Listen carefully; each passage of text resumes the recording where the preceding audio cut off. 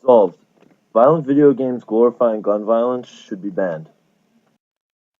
Gun violence within the media, especially in video games, has steadily become a critical issue in regards to the violence being perpetrated in real life. Examples of primarily adolescent males committing acts of gun violence, such as the Columbine massacre, where the two shooters cited the violent video game Doom as a manual of sorts.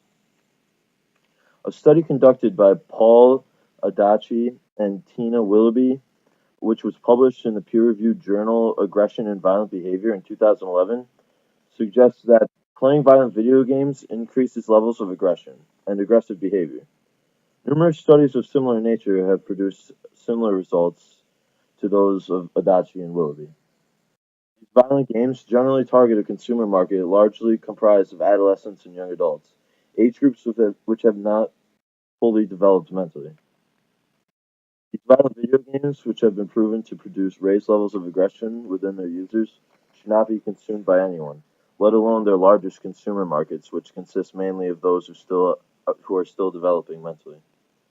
These games also indirectly provide easy access to the real thing. For example, the official website for the Medal of Honor franchise provides links to multiple weapons retailers' websites, creating a virtual showroom of weapons and equipment such as assault rifles and handguns.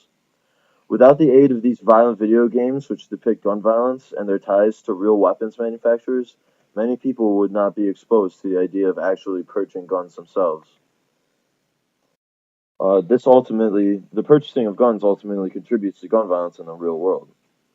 At this moment, the United States is facing a serious dilemma in regards to our culture of gun violence, a culture which is blatantly reinforced by these violent video games which glorify the gun violence and decreases our perceptions on the value of human life. Therefore, we must implement a ban, specifically targeting those who have not yet developed the mental capabilities to understand what these video games truly represent. A ban which bars not only the distribution to minors, but also use by minors in regards to these violent video games, and stricter penalties against those who violate this ban. Um, this will hopefully ultimately, over time, lead our popular culture away from gun violence and its glorification.